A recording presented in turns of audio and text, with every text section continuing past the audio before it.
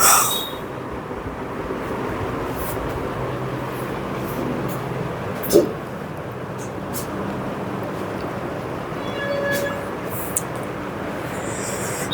दोस्तों, स्वागत है आपका अपने YouTube चैनल RS क्लासेस पे। तो कैसे हैं आप सभी लोग? आशा करते हैं आप सभी लोग काफ़ी अच्छे होंगे। तो दोस्तों, आज हम फिर से अपनी उसी क्लास को आगे बढ़ाएंगे।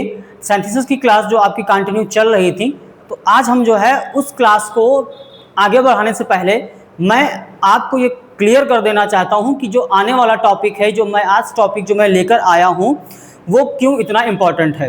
दरअसल आपका सिंथेसिस में सिंपल एंड कंपाउंड सेंटेंस आपका फिनिश हो चुका है और अब नंबर है आपका कॉम्प्लेक्स सेंटेंस का। लेकिन कॉम्प्लेक्स सेंटेंस पढ़ने से पहले आपको ये टॉपिक यानी कि क्लॉजेस का टॉपिक पढ़ना बहुत ही आवश्यक है, क्योंकि यदि आपको ये टॉपिक क्लियर नहीं हुआ तो आप जो है कॉम्प्लेक्स सेंटेंस के जो मूल रहस्य हैं उनको भी आप जान नहीं पाएंगे कि कॉम्प्लेक्स सेंटेंस एक्चुअल में होता क्या है और उसके टाइप्स कितने होते हैं। ये सब आपके सर के ऊपर से जाएगा। तो इसलिए वो क्लास स्टार्ट करने से पहले मैं आपके लिए ये क्लास लेकर आया हूँ, और यदि आप हमारे साथ इस वीडियो में लास्ट तक बने रहेंगे तो आप जो है क्लॉजेस की छोटी छोटी जितने भी इसके कॉन्सेप्ट हैं उन सबको भी बहुत अच्छे से जान पाएंगे, इनको समझ पाएंगे और फिर कॉम्प्लेक्स सेंटेंस आप अच्छे से बना लेंगे। ठीक है, यदि आप इस चैप्टर को, इस टॉपिक को क्लियर नहीं करेंगे तो शायद आपको उसमें कॉम्प्लेक्स सेंटेंस में दिक्कत आने वाली है। तो चलिए दोस्तों, अपनी क्लास को स्टार्ट करते हैं। लेकिन सबसे पहले आपको क्या करना है, यदि आप हमारे इस नए चैनल से जुड़े हुए हैं तो आप फटाफट इस चैनल को सब्सक्राइब करके इसके बेल आइकन को प्रेस कर दीजिए, ताकि इसकी नोटिफिकेशन आपको बरोबर मिल सके। और वीडियो को लास्ट तक देखें, पसंद आए तो लाइक ज़रूर करना, और हाँ, सबसे इंपॉर्टेंट चीज़ है, इसको जितना हो सके उतना अपने दोस्तों के साथ शेयर कर दीजिएगा। ठीक है, चलिए स्टार्ट करते हैं क्लास अपनी। कि आज जो अपनी क्लास होगी वो क्लॉजेस पर होगी, जिसमें हम इंडिपेंडेंट क्लॉज और डिपेंडेंट क्लॉज के बारे में बहुत ही नियमबद्ध से इसको हम देखेंगे, तर्क संगत। अब देखिए, आपके सामने क्लॉज का टॉपिक है। एक्चुअल में क्लॉज क्या होता है पहले हम ये देख लेते हैं। क्लॉजेस को हम हिंदी में बोलते हैं उपवाक्य।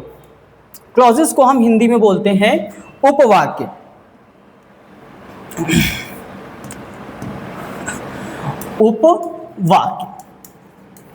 ध्यान रखना भैया कि क्लॉजेस क्या होता है। A group of words that includes a subject and a verb. एक ग्रुप ऑफ वर्ड, शब्दों का ऐसा समूह जो जिसमें एक कर्ता और एक क्रिया हो, वो आपका कहलाता है क्लॉजेस। ठीक है, it is a small unit. ये बहुत ही छोटी इकाई है। और इसके अतिरिक्त यदि सेंटेंस में आपका एक सब्जेक्ट और वर्ब आपको मिलता भी है तो वो कब क्लॉज बनेगा, पहले ये जान लेंगे। A clause is usually only part of sentence. कि जो क्लॉज होता है, जो वाक्य होता है, वो केवल वाक्य का एक भाग होता है। ठीक है, अगर मैं कोई सेंटेंस दूं तो वो उपवाक्य नहीं होगा। क्लियर है या नहीं है पता नहीं, वो हो भी सकता है और नहीं भी हो सकता है। इस बात पे ये चीज डिपेंड करती है कि they can not stand alone and need an independent clause to make sense. ये अकेली स्टैंड नहीं कर सकती, अर्थात जो क्लॉजेस होती हैं ये किसी ना किसी इंडिपेंडेंट क्लॉज के सहारे यूज की जाती हैं। ठीक है, वो हमारी क्या होती हैं, क्लॉजेस कहलाती हैं, जो किसी दूसरी क्लॉज के माध्यम से, इंडिपेंडेंट क्लॉज के माध्यम से वाक्य में जो शामिल हो, वाक्य का भाग बने, वो कहलाता है उपवाक्य। फिर से रिपीट कर देता हूं, group of words that includes a subject and a verb. एक शब्दों का वो समूह जिसमें एक कर्ता और एक वर्ब होता है। ये एक छोटी इकाई होती है और ये एक वाक्य का भाग होता है। इसके अतिरिक्त ये अकेले स्टैंड नहीं कर सकती, इसको इंडिपेंडेंट क्लास की आवश्यकता पड़ती है। अगर हम कहें कि एक सेंटेंस दे रखा है मैंने आपको, राम इज अ स्टूडेंट। अगर हम इस सेंटेंस की बात करें और कहें कि भैया ये कोई क्लॉज है, तो ना भाई ना, ये आपका एक सेंटेंस है। ठीक है, ये सेंटेंस है।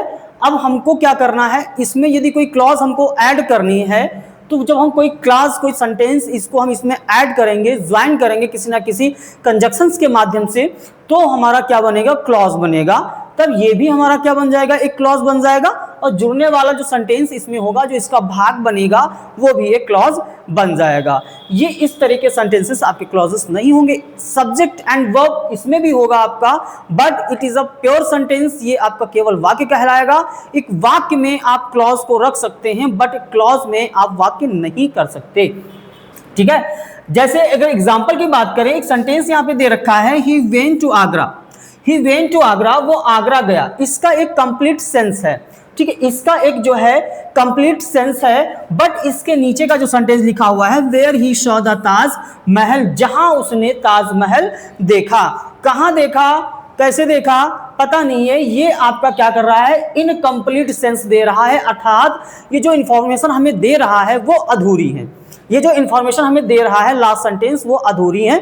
और इसको पूर्ण करने के लिए, अपने आप को पूर्ण करने के लिए, ये इस क्लॉज का यानी कि इस सेंटेंस का सहारा लेगा। और जब ये सेंटेंस इस सेंटेंस से जुड़ेगा, तो ये सेंटेंस कहलाएगा आपका क्या, क्लॉज। क्या कहलाएगा भैया, क्लॉज कहलाएगा। इसका एक एग्जांपल नीचे दिया हुआ है, he went to Agra. He went to Agra, वो आगरा गया।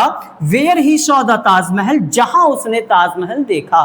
तो हम बात करेंगे एक सब्जेक्ट और एक वर्ब की। बोला गया है कि एक सब्जेक्ट और एक वर्ब होता है, ठीक है, एक सब्जेक्ट और एक वर्ब होता है। क्लॉज का मतलब है कि क्लॉज में एक कर्ता और एक क्रिया होगा, जो कि आपका ये क्या है भैया, ये एक सब्जेक्ट है और एक ये वर्ब है, ठीक है। तो ये जो सेंटेंस है, इतना पार्ट है, ये क्या है, एक क्लॉज है, ये एक क्लॉज है, और ये इतना जो पार्ट बचा, ये भी एक क्या है भैया, क्लॉज है।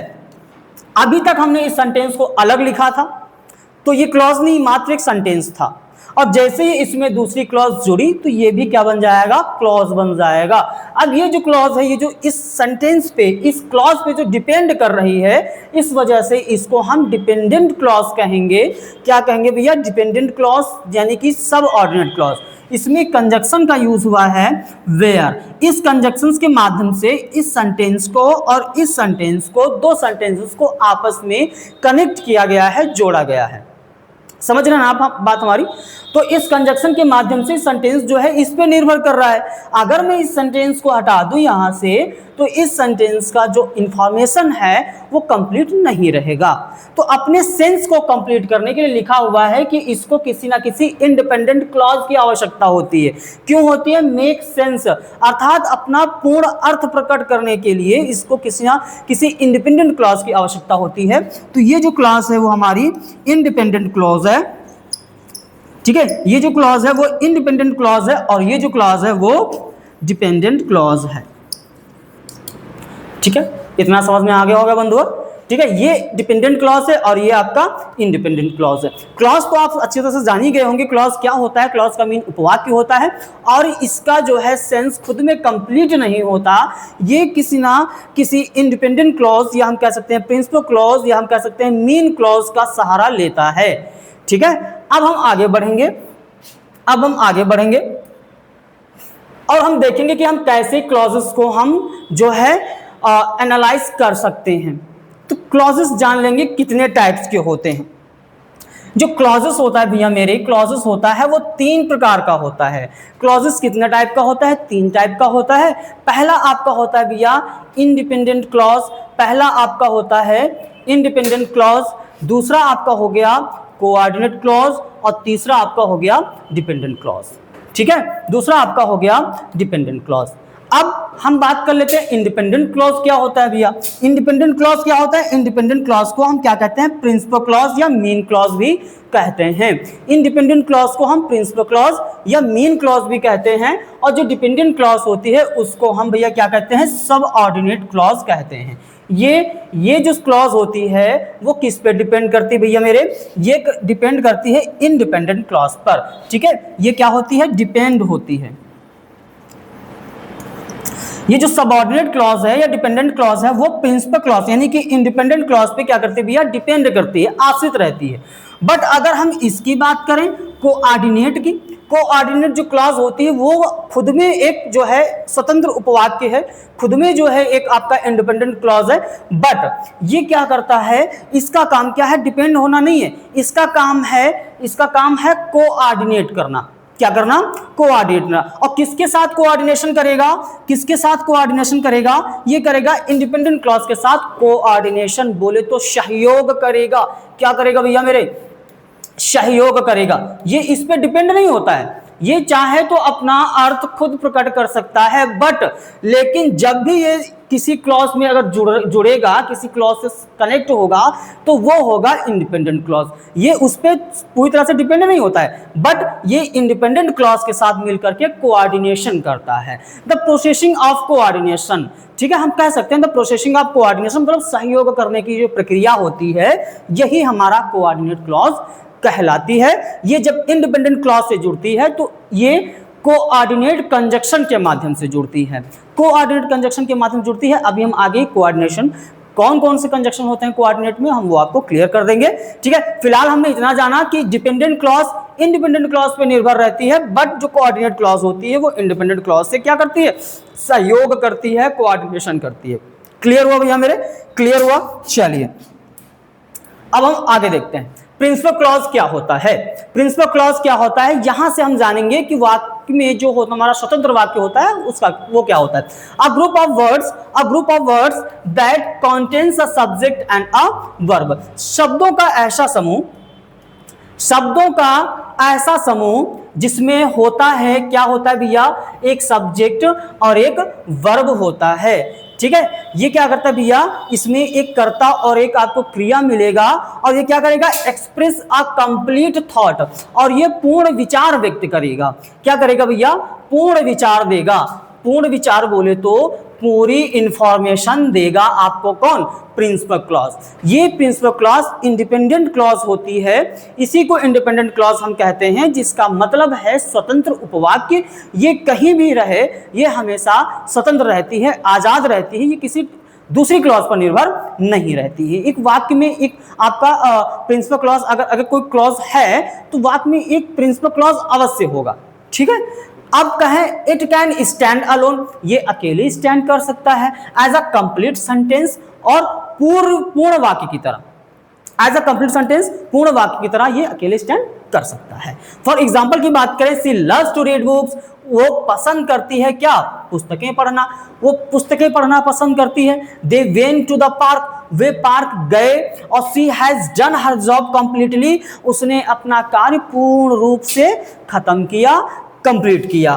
तो अब भैया मेरे देखिए, तीनों के तीनों सेंटेंस क्या कर रहे हैं, अपने आप में पूर्ण हैं, अपने आप में कंप्लीट हैं, तो ये क्या कहलाएंगे, इंडिपेंडेंट क्लॉज कहलाएंगे। यही हमारे क्या हो जाएंगे भैया, प्रिंसिपल क्लॉज हो जाएंगे, ठीक है। यही हमारे प्रिंसिपल क्लॉज कहलाएंगे, क्योंकि इसका कंप्लीट सेंस आ रहा है, एक पूर्ण अर्थ निकल रहा है, और ये अपने आप को पूर्ण करने के लिए किसी भी दूसरी क्लॉज का सहारा नहीं लेता।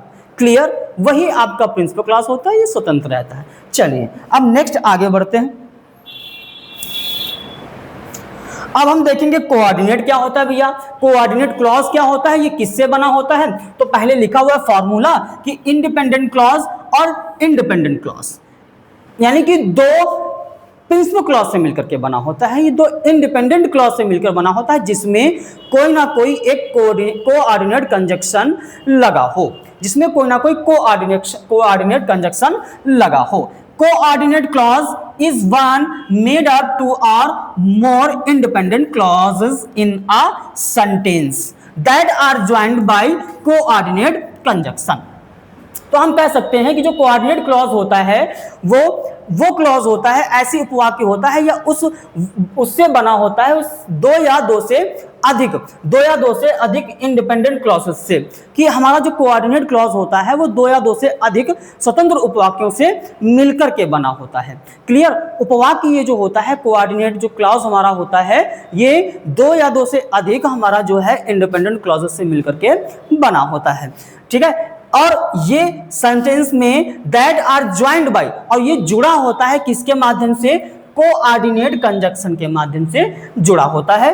और इसके अगर हम एग्जांपल की बात करें तो it has a complete sense, अगर हम इसके जो है अर्थ की बात करें कि इसका खुद में क्या होता है भैया, पूर्ण अर्थ होता है। हम पहले ही बता चुके हैं कि जो कोऑर्डिनेट होता है वो इंडिपेंडेंट क्लॉज के साथ मिलकर के क्या करता है, कोऑर्डिनेशन करता है, बोले तो सहयोग करता है। ये खुद अकेले एक सेंटेंस बना सकता है लेकिन ये प्रिंसिपल क्लॉज के साथ क्या करता है, इंडिपेंडेंट क्लॉज के साथ क्या करता है, कोऑर्डिनेशन करता है, वो भी किसके माध्यम से, कोऑर्डिनेट कंजंक्शन के माध्यम से। ठीक है, it shows the coordination with independent clause, ये इंडिपेंडेंट क्लॉज के साथ कोऑर्डिनेशन दिखाता है। अगर हम एग्जांपल की बात करें, राम पास्ट, राम सफल हो गया, बट हिज ब्रदर फेल्ड, वो उसका भाई, लेकिन उसका भाई असफल हो गया। राम सफल हो गया लेकिन उसका भाई असफल हो गया। तो हम देखेंगे कि भैया एक ये सेंटेंस आपका दे रखा है, इसमें एक सब्जेक्ट दे रखा है और इसमें क्या है, एक वर्ब दे रखा है। ठीक है, एक सब्जेक्ट है और एक वर्ब है। अगर हम यहां पे बात करें हिज ब्रदर, ये एक सब्जेक्ट दे रखा है और ये एक वर्ब दे रखा है, तो दोनों के दोनों सेंटेंसेस क्या हैं, इंडिपेंडेंट क्लॉज से रिलेटेड है, दोनों की दोनों। बट जैसे ही इसमें हमने कोऑर्डिनेट कंजंक्शन से इसको आपस में जोड़ा, तो ये हमारा क्या बन गया भैया, कोऑर्डिनेट क्लॉज बन गया। But his brother failed, but his brother failed कौन सी क्लॉज हो जाएगा, कोऑर्डिनेट क्लॉज हो जाएगा। बट ये जो हमारा राम पास्ड है, ये जो सेंटेंस है, ये हमारा क्या रहेगा भैया, प्रिंसिपल क्लॉज यानी कि इंडिपेंडेंट क्लॉज यानी कि मेन क्लॉज ही रहेगा। नेक्स्ट सेंटेंस देखेंगे, he was ill so he could not go to school, वह बीमार था इसलिए वो स्कूल नहीं जा सका, वह बीमार था। ठीक है, अगर हम बात करें तो सब्जेक्ट कौन है इसमें भैया, ही है। वर्ब की बात करें तो यहाँ पे कौन है, यहाँ पे आपका वर्ब है भैया, वॉज। ठीक है, तो ये आपका वर्ब है, ये आपका सब्जेक्ट है। अगर हम सेकेंड सेंटेंस की इसमें जो जुड़ा हुआ है इसकी बात करें तो इसमें क्या दिया हुआ है आपका, सो। ये जो सो दिया हुआ है ये आपका कोऑर्डिनेट कंजंक्शन है, ये आपका कोऑर्डिनेट कंजंक्शन है। ठीक है,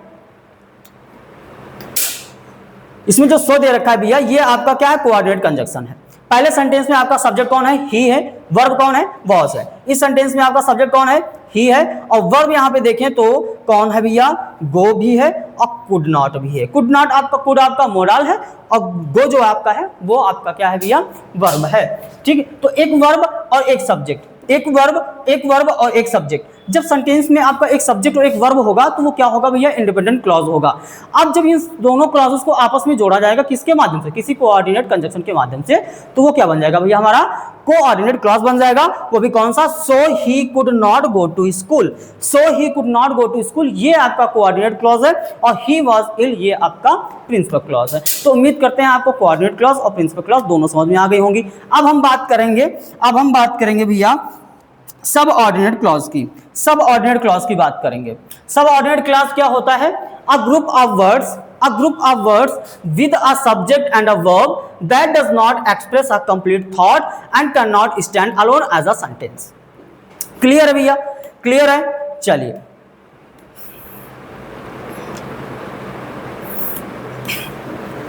इसमें क्या रहा है, अ ग्रुप ऑफ वर्ड्स, शब्दों का एक ऐसा समूह विद अ सब्जेक्ट, अर्थात कर्ता और क्रिया वाला, कर्ता और क्रिया के साथ वाला, या कर्ता या क्रिया के साथ वाला जो शब्दों का एक समूह होता है वो does not express a complete sentence. ठीक है, वो क्या करता है भैया, वो अपना कंप्लीट सेंस नहीं देता। मतलब शब्दों का ऐसा समूह जिसमें एक सब्जेक्ट हो और एक वर्ब हो, लेकिन उसका अर्थ, उसका जो एक्सप्रेशन हो, उसका जो सेंस हो वो कंप्लीट ना हो, वो पूरा ना हो, अधूरा हो, और इसके अलावा it can not stand alone as a sentence, और एक वाक्य के रूप में ये अकेला खड़ा भी नहीं दे सकता, अकेला यूज भी नहीं हो सकता। शब्दों का ऐसा समूह जिसमें सब्जेक्ट भी हो और वर्ब भी हो, एक कर्ता और एक क्रिया, बट इसका जो सेंस होता है, इसका जो थॉट होता है वो कंप्लीट ना हो, ये हमें कोई कंप्लीट इंफॉर्मेशन ना दे रहा हो, और ये सेंटेंस में अकेले खड़ा भी नहीं हो सकता, अर्थात ये सेंटेंस में अकेले वर्क नहीं कर सकता। इसको किसी ना किसी इंडिपेंडेंट क्लॉज की आवश्यकता पड़ेगी ही पड़ेगी, वो आपका कहलाएगा सबऑर्डिनेट क्लॉज। अगर हम बात करें, it depends on an dependent clause, ये जो सबऑर्डिनेट क्लॉज होती है ये किसी ना किसी इंडिपेंडेंट क्लॉज पर डिपेंड करती है। एग्जाम्पल के तौर पर देखें, कैन यू टेल मी, क्या आप मुझे बता सकते हो, वेयर सी लिव्स, जहां वो रहती है, क्या आप मुझे बता सकते हो जहां वो रहती है। अगर मैं इस सेंटेंस की बात करूं, इतने पार्ट्स की बात करूं भैया तो वेयर सी लिव्स, जहां वो रहती है। अब ये कंप्लीट इंफॉर्मेशन नहीं दे रहा है आपको, ये आपके कंप्लीट थॉट नहीं दे रहा है आपको। इससे जो है अगर हम बात करें इसको हम सेंटेंस के रूप में यूज करने की तो हम इसको यूज नहीं कर सकते वेयर सी लिव्स। क्यों? क्योंकि इसका एक कंप्लीट थॉट नहीं है, कंप्लीट सेंस नहीं है।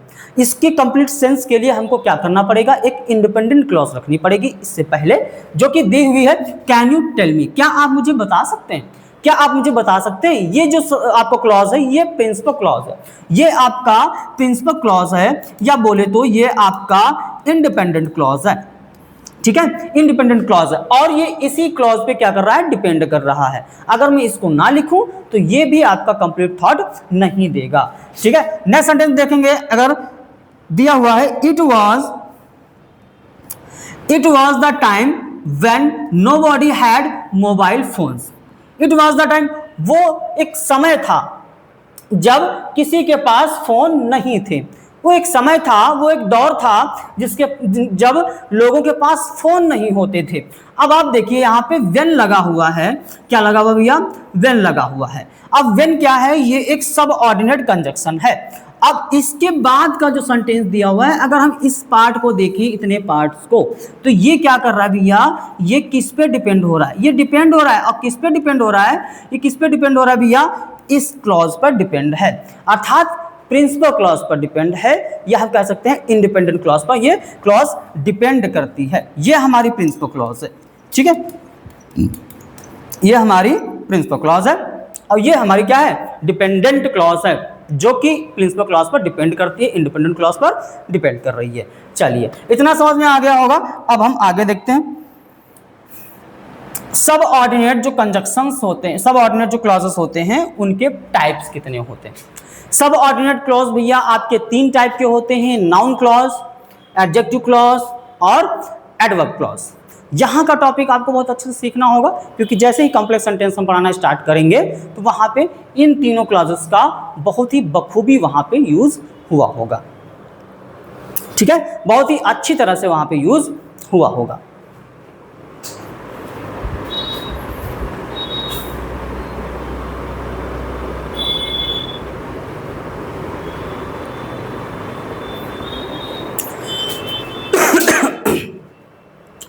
चलिए, हम बात करें नाउन क्लॉज की, हम बात करेंगे भैया नाउन क्लॉज की। नाउन क्लॉज, ठीक है। अब नाउन क्लॉज क्या काम करता है, जैसा इसका नाम है, जैसा कि इसका नाम है ऑल नेमिंग वर्ड्स। आप जानते हैं नाउन क्या होता है, ऑल नेमिंग वर्ड्स और कॉल नाउन। जितने भी नाम वाली वस्तुएं होती हैं, नाम वाली चीजें होती हैं, सब आपके क्या कहलाती हैं, संज्ञा कहलाती हैं। यहाँ पर ये जो नाउन क्लॉज है वो किसका काम करेगा, एक्ट्स एज अ नाउन, एक संज्ञा की तरह कार्य करता है, एक संज्ञा की तरह कार्य करता है और ऑब्जेक्ट की तरह भी काम कर सकता है। It can act as a subject, object और कंप्लीमेंट। ये कर्ता, कर्म और पूरक की तरह काम करता है। ठीक है, ही नोज, अगर एग्जांपल की बात करें, he knows that I am a teacher. वो जानता है कि मैं क्या हूं, अध्यापक हूं। वो जानता है। अब क्या जानता है, आप ध्यान रखना, नाउन क्लॉज जब भी आपको पता करना हो, क्या से प्रश्न करिएगा, क्या से प्रश्न करिएगा। नाउन क्लॉज जब भी आपको पता करना हो, जब भी ज्ञात करना हो, नहीं पता हो पा रहा हो, तो आप क्या से प्रश्न करिए। इसका जो उत्तर होगा, इसका जो आंसर होगा भैया मेरे, वही आपका क्या कहलाएगा, नाउन क्लॉज कहलाएगा। He knows that I am a teacher. वो जानता है, क्या जानता है, कि मैं एक अध्यापक हूं। ठीक है, कि मैं एक अध्यापक हूं। ये जो पार्ट्स है, ये जो पार्ट है ये भैया, ये आपका क्या है, नाउन क्लॉज है। ये आपका नाउन क्लॉज है। ठीक है, और ये जो ही नोज दे रखा है, ही नोज, ये आपका भैया इंडिपेंडेंट क्लॉज है। ये आपका इंडिपेंडेंट क्लॉज है। ठीक है, ये आपका इंडिपेंडेंट क्लॉज है। और that I am a teacher, ये आपका नाउन क्लॉज है। ठीक है, क्योंकि हम क्या से प्रश्न कर रहे हैं, हमको सीधा साधा आंसर मिल रहा है। चलिए, नेक्स्ट क्वेश्चन, इसमें एक एग्जांपल दिया है कि Mary is not responsible for what Jenny did. Mary is not responsible, Mary जिम्मेदार नहीं है, फॉर व्हाट जेनी डिड, जो जेनी ने किया। ठीक है, अब जेनी ने क्या किया, जो भी जेनी ने किया हो, जो भी जेनी ने किया हो, क्या किया, तो क्या किया भैया, क्या किया, तो Mary is not responsible for, किस चीज के लिए जिम्मेदार नहीं है मैरी, क्या हुआ जिसकी जिम्मेदार मैरी नहीं है? तो क्या हुआ, जो जेनिनेट किया होगा उसकी जिम्मेदार मैरी नहीं है ना। तो ये क्या से प्रश्न कर रहे हैं, तो हमको ये पार्ट मिल रहा है, तो ये आपका क्या कहलाएगा भैया, नाउन क्लॉज कहलाएगा। ठीक है, ये नाउन क्लॉज कहलाएगा। अब हम देख लेते हैं अपना एडजेक्टिव क्लॉज। ये क्या काम करता है भैया, एडजेक्टिव जो क्लॉज होता है, जैसा कि इसका नाम है वैसा ही काम है, जैसा नाम वैसा ही काम। एडजेक्टिव बोले तो मॉडिफाई एनी नाउन और प्रोनाउन, ये किसी जो है संज्ञा या सर्वनाम को मॉडिफाई करता है, मॉडिफाइज अ नाउन और pronoun. Acts as an adjective, ये एक विशेषण की तरह कार्य करता है। इट मॉडिफाइज अ नाउन और pronoun and provides additional information. ये क्या करता है, मॉडिफाई करता है, किसी संज्ञा या सर्वनाम की विशेषता बताता है, और उसके साथ ही साथ ये क्या करता है, एडिशनल इंफॉर्मेशन प्रोवाइड करवाता है, अतिरिक्त जानकारी देता है, किसके बारे में, किसी संज्ञा या सर्वनाम को लेकर के। अब हम बात करेंगे इसके एग्जांपल्स की। इसके एग्जांपल्स के माध्यम से हम देख लेते हैं कि हमारा नाउन एडजेक्टिव क्लास किस तरह से होता है। The student who won the award was very happy. The student, विद्यार्थी, हु वॉन द अवार्ड, जिसने अवार्ड जीता। अब यहां भी देखिए स्टूडेंट क्या है भैया, नाउन है, नाउन है, clear. Who won the award, who won the award, who won the award, जिसने पुरस्कार जीता। अब ये जो पार्ट है भैया, ये विशेषता बता रहा है, किसकी, स्टूडेंट की। ये किसी विद्यार्थी मतलब किसी नाउन की विशेषता बता रहा है। कौन बता रहा है, हु वॉन द अवार्ड, जिसने अवार्ड जीता। ये किसकी विशेषता है, जिसने अवार्ड जीता होगा ना, ये उसकी विशेषता है कि उसने पुरस्कार जीत लिया भैया। तो ये हमारा कहलाएगा एडजेक्टिव क्लॉज, ये हमारा कहलाएगा एडजेक्टिव क्लॉज। ठीक है भैया, ये कहलाएगा एडजेक्टिव क्लास, क्योंकि ये किसी ना किसी नाउन की जो है विशेषता प्रकट कर रहा है, ये किसी नाउन की विशेषता प्रकट कर रहा है, इसलिए क्या कहलाएगा, एडजेक्टिव क्लास कहलाएगा। और the student was very happy, ये आपका हो जाएगा भैया प्रिंसिपल क्लॉज, यानी कि इंडिपेंडेंट क्लॉज। क्लियर हुआ। अब नेक्स्ट देखते हैं, this is the car that I bought last year. This is the car, ये कार है, ये कार है that I bought last year, जिसको मैंने पिछले वर्ष खरीदा। अब कार क्या है भैया, नाउन है। कार क्या है आपका, नाउन है। और that I bought last year, ये जो सेंटेंस है, ये जो पार्ट है, ये जो क्लॉज है, वो किसी ना किसी नाउन की विशेषता बता रहा है। अब आप बताइए किसकी विशेषता बता रहा है। चलिए हम ही बता देते हैं। कार की विशेषता है कि इसको पिछले साल खरीदा गया, और कार क्या है भैया, नाउन है। कार नाउन का काम करता है। ये जो पार्ट है, ये पार्ट, ये कार की विशेषता है कि वो पिछले साल खरीदी गई थी, ये उसकी विशेषता बता रहा है। तो भैया मेरे ये कहलाएगा क्या, एडजेक्टिव क्लॉज कहलाएगा, एडजेक्टिव क्लॉज कहलाएगा। ठीक है, ये एडजेक्टिव क्लॉज कहलाएगा। और दिस इज द कार, ये आपका प्रिंसिपल क्लॉज कहलाएगा, मतलब कि इंडिपेंडेंट क्लॉज कहलाएगा, यानी कि ये मेन क्लॉज कहलाएगा। चलिए नेक्स्ट देखते हैं, my friend who is a doctor help me. My friend, मेरा मित्र, हु जिसने, जो इज अ डॉक्टर, जो एक डॉक्टर है, मेरा मित्र जो एक डॉक्टर है, हेल्प मी, उसने मेरी मदद की। मेरा मित्र, अब मित्र की विशेषता क्या है, मित्र की विशेषता क्या है कि वो डॉक्टर है। मेरे मित्र की विशेषता क्या है, सबसे खास बात उसकी क्या है, उसकी जो विशेषता है, उसकी जो क्वालिटी है, वो क्या है कि वो एक डॉक्टर है। ये part, who is a doctor, who is a doctor, जो एक डॉक्टर है, ये आपका है एडजेक्टिव क्लॉज। और जो शेष पार्ट बचा हुआ है, माय फ्रेंड हेल्प मी, ये आपका हो जाएगा प्रिंसिपल क्लॉज। क्लियर हुआ। अगर कोई डाउट हो तो मैं आपको भैया इस तरह से क्लियर करना चाहूंगा। देखिए, नाउन क्लॉज और एडजेक्टिव क्लॉज में जो कंजक्शंस होते हैं वो अधिकतर ऐसे ही होते हैं।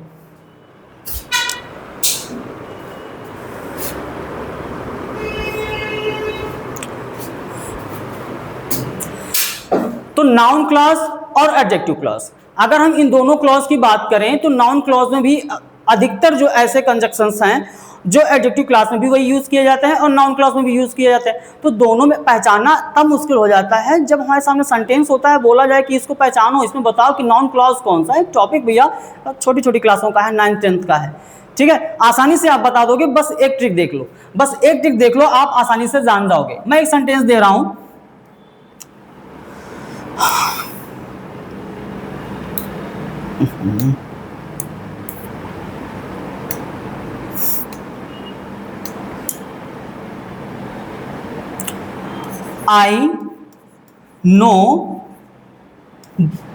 I know the boy, मैं लड़के को जानता हूं, who stole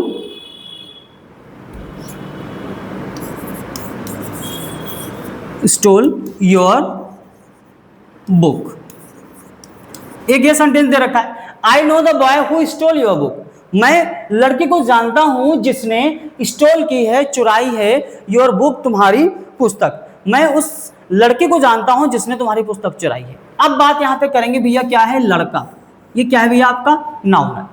और जो इसके बाद का जो हु स्टोल योर बुक, जिसने तुम्हारी पुस्तक चुराई है, ये क्या है, उस लड़के की विशेषता बता रहा है। क्या बता रहा है भैया, लड़के की विशेषता बता रहा है। तो ये क्या हो जाएगा, एडजेक्टिव क्लॉज हो जाएगा।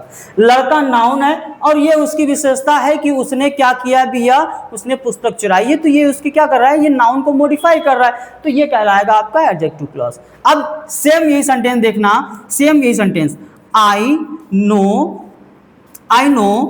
Who stole your book. अब वही सेंटेंस हमने रिपीट कर दिया, बट यहां से हमने नाउन रखा था, यहां पे नाउन हटा दिया।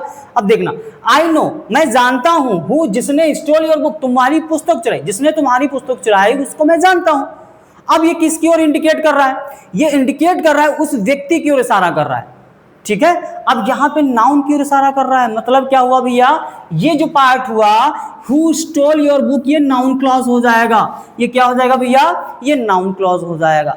चलिए एक सेंटेंस और देखते हैं, आई नो मैं जानता हूं, आई नो मैं जानता हूं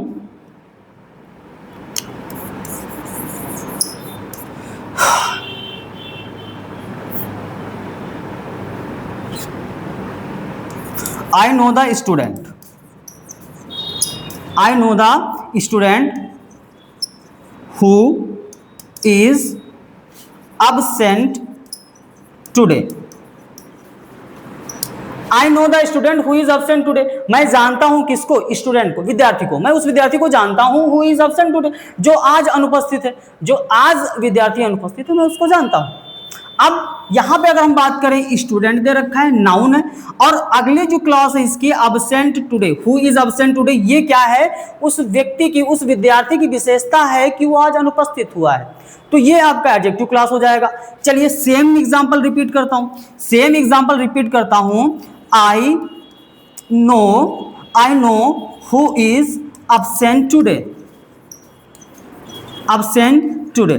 मैं जानता हूं जो आज अनुपस्थित है, जो अनुपस्थित है मैं जानता हूं, उसको मैं जानता हूं, जो आज अनुपस्थित है उसको मैं जानता हूं। अब यहां पे आपका नाउन है ही नहीं, यहां पे आपका जो नाउन दे रखा था वो है नहीं। इसका मतलब क्या हुआ भैया कि हु वाली जो क्लॉज है, हु के बाद जो बाद वाली क्लॉज है, ये क्या कहलाएगी भैया, ये नाउन क्लॉज हो जाएगी। ये क्या हो जाएगी, ये नाउन क्लॉज हो जाएगी। और इसके ठीक ऊपर जो हमने बताया था वो आपका क्या कहलाएगा, ये जो क्लॉज है ये एडजेक्टिव क्लॉज कहलाएगी, ये एडजेक्टिव क्लॉज कहलाएगी।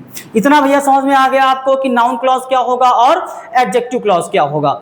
जब आपकी क्लॉज किसी नाउन, किसी प्रोनाउन को मॉडिफाई कर रहा हो, उसकी विशेषता बता रहा हो, तो वो क्लॉज आपका क्या कहलाएगा भैया, एडजेक्टिव क्लॉज कहलाएगा। जब एक सब ऑर्डिनेट क्लॉज किसी संज्ञा या सर्वनाम की विशेषता प्रकट कर रहा हो तो वो कहलाएगा एडजेक्टिव क्लॉज। और जब कोई सब ऑर्डिनेट क्लॉज किसी नाउन को प्रेजेंट कर रहा हो, किसी नाउन को इंडिकेट कर रहा हो, प्रोनाउन को इंडिकेट कर रहा हो, तो वो कहलाएगा आपका क्या भैया, वो कहलाएगा नाउन क्लॉज। वो जब नाउन को इंडिकेट कराता है तो नाउन क्लॉज कहलाता है, ठीक है। चलिए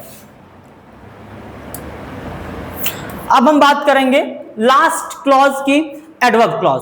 एडवर्ब क्लॉज भी अपने नाम के हिसाब से काम करता है, एक्ट्स एज एन एडवर्ब, एक एडवर्ब की तरह कार्य करता है। इट मॉडिफाइज वर्ब, ये वर्ब को मॉडिफाई करता है। क्वेश्चन करता है किसके साथ, व्हेन के साथ, when, where, why and how, इन सब से क्या करता है भैया, प्रश्न करता है, ठीक है, प्रश्न करता है। फॉर एग्जाम्पल की बात करूं तो I will call you when I get home, मैं आपको कॉल करूंगा, मैं आपको बुलाऊंगा जब मैं घर जाऊंगा, या जब मैं घर जाऊंगा मैं आपको बुलाऊंगा। अब यहां भी देखिए कि भैया ये जो कॉल वर्ब दिया है ना, आई विल कॉल यू, मैं तुमको बुलाऊंगा जब मैं घर जाऊंगा, जो नेक्स्ट काम होगा वो किस आधार पे होगा भैया, कॉल। अब देखो, जब मैं घर जाऊंगा तभी तो मैं तुमको बुलाऊंगा ना, तो ये जो क्या कर रहा है, किसी ना किसी एडवर्ब को रिप्रेजेंट कर रहा है। ये जो कॉल करने की जो प्रोसेसिंग है, ये जो कॉल वर्ब है, ये तब होगी जब ये वर्ब होगी, ठीक है, जब ये प्रोसेसिंग होगी, जब ये एक्शन होगा, तब जाके कि ये एक्शन होगा। तो इस वजह से ये आपका क्या कहलाएगा, एडवर्ब क्लॉज कहलाएगा। व्हेन आई गेट होम, ये आपका हो जाएगा एडवर्ब क्लॉज, ठीक है, adverb clause. She goes wherever her friends goes, वह जाती है, वेयर एवर, जहां हर फ्रेंड्स को, उसके मित्र जाते हैं, जिधर भी उसके मित्र जाते हैं वहां वो जाती है। अब बात समझना है यहां पे कि ये जो वर्ब है, ये जो एक्शन में कब आती है, जब ये वर्ब एक्शन में आती है। कहने का मतलब है जब ये वर्ब एक्शन में आएगी, जब ये वर्ब घटित होगी, तभी वो वर्ब होगी, अर्थात ये वर्ब इस वर्ब पे हम कह सकते हैं कि वो वर्ब उसके डिपेंड कर रही है। तो क्या हो जाएगा भैया, एडवर्ब क्लॉज तो बनेगा ना। एडवर्ब क्लॉज जब किसी वर्ब को इंडिकेट कराएगा तो ये क्या करेगा, एडवर्ब क्लॉज बन जाएगा। We could not go out because it was raining, हम बाहर नहीं जा सके क्योंकि वर्षा हो रही थी। हम बाहर नहीं जा सके क्योंकि वर्षा हो रही थी। अब भैया ये एक्शन हुआ ही नहीं, बाहर जाने का जो एक्शन है वो हुआ ही नहीं, ये वर्ब हुई नहीं। क्यों नहीं हुई, क्योंकि ये वर्ब हो रही थी, इस वजह से वो वर्ब नहीं हुई। अब ये एक्शन नहीं हुआ भैया, तो आपका क्या कहलाएगा, ये बिकॉज वाला क्लॉज आपका कहलाएगा एडवर्ब क्लॉज, ठीक है, एडवर्ब क्लॉज। अब अगर हम बात करें सबऑर्डिनेट क्लॉज की, तो इसमें आपके जो एडवर्ब क्लॉज होते हैं, इसमें बहुत सारे कंजक्शन आते हैं। मैं आपको कुछ कंजक्शन बना देता हूं, जैसे कि व्हेन होता है, व्हेन होता है, एज सून एज होता है, एज सुन एज होता है, बिफोर होता है, आफ्टर होता है, ठीक है, और वेयर होता है, इफ होता है, अनलेस होता है, टिल होता है, अनटिल होता है, बिकॉज होता है, ठीक है, बिकॉज होता है, एज डॉट डॉट एज होता है, दो होता है, अल्दो होता है, इवन इफ होता है, अल्दो होता है। इसके अलावा आपका सो डॉट डॉट एज होता है, ठीक है, देन भी आता है, सो दैट आता है, और सो डॉट डॉट दैट भी आता है। तो ये जो लगभग कंजक्शन हमने आपको दे रखे हैं, ये जो कंजक्शन आपके सामने दे रखे हैं, ये जब भी सेंटेंस को आपस में जोड़ रहे होंगे दो सेंटेंसेस को, तो वो क्या होगा भैया, 100% क्या होगा, सब ऑर्डिनेट क्लॉज होगा। और जब सब ऑर्डिनेट क्लॉज होगा तो ये कौन सी क्लॉज बनाएंगी, एडवर्ब क्लॉज बनाएंगी। इतना क्लियर कर लेना भैया कि जो कंजक्शन दे रखे हैं, और भी इसके अलावा कंजक्शन होते हैं जो एडवर्ब क्लॉज बनाते हैं। तो जहां पे ये कंजक्शन लगे होंगे वो आपका क्या होगा भैया, एडवर्ब क्लॉज, मतलब सबऑर्डिनेट क्लॉज का एडवर्ब क्लॉज कहलाएगा। अब अगर हम बात करें अगर एडजेक्ट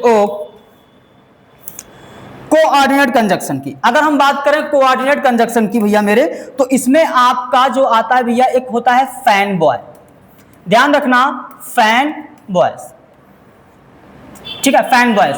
एफ से फॉर हो जाएगा, ए से एंड हो जाएगा, एन से आपका नॉर हो जाएगा, और बॉय बी से आपका बट हो जाएगा, ओ से आपका और हो जाएगा, वाई से आपका यट हो जाएगा, एस से आपका सो हो जाएगा। इतना याद हुआ, इतना क्लियर हुआ भैया। ये फैन बॉयज एक ट्रिक है, ये फैन बॉयज एक ट्रिक है जिसके माध्यम से हम क्या करेंगे, फैन बॉयज को हम जो है क्लियरली जो है इसको हम समझ सकते हैं कि ये हमारा कोऑर्डिनेट कंजक्शन है।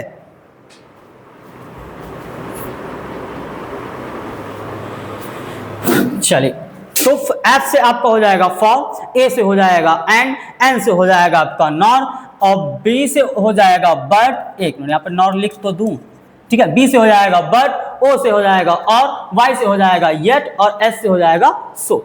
इसके अलावा आपके और भी कंजक्शंस होते हैं जो कोऑर्डिनेट में आते हैं, जैसे एंड हो गया, बॉथ डॉट डॉट एंड हो गया, एज वेल एज हो गया, और not only but also, not only but also, ठीक है। इसके अलावा आपका इधर or, neither nor, otherwise, hence, thence, therefore, still, while and whereas। ये जो आपके कंजक्शन होते भैया, ये जहां पे भी कंजक्शन लगेंगे इसका मतलब क्या होगा कि ये आपके कोऑर्डिनेट क्लॉज को बनाएंगे, ये क्रिएट करेंगे। किसको? एक कोऑर्डिनेट क्लॉज को क्रिएट करेंगे। इतना क्लियर हो गया भैया मेरे। आपका कोऑर्डिनेट क्लॉज क्या होता है, सबऑर्डिनेट क्लॉज होता है। सबऑर्डिनेट क्लॉज कितने टाइप्स के होते हैं, उसमें नाउन क्लॉज क्या होता है, एडजेक्टिव क्लॉज क्या होता है, इन दोनों में डिफरेंस क्या होता है, इसके अलावा एडवर्ब क्लॉज क्या होता है और प्रिंसिपल क्लॉज क्या होता है, इंडिपेंडेंट क्लॉज क्या होता है। आज की क्लास में हमने ये सब भैया बहुत ही अच्छे से सीख लिया है। यदि आपको समझ में आ गया है, आपको अच्छा लगा हुआ, तो एक बार लाइक जरूर कर दीजिएगा और वीडियो को जितना हो सके उतना अपने दोस्तों के साथ शेयर कर दीजिए। आज की क्लास अपनी यहीं पे समाप्त होती है। उम्मीद करते हैं कि आज की क्लास आपको बहुत अच्छी समझ में आ गई होगी। हमारी अगली जो क्लास होगी, अब हम करेंगे क्या, कॉम्प्लेक्स की लड़ाई।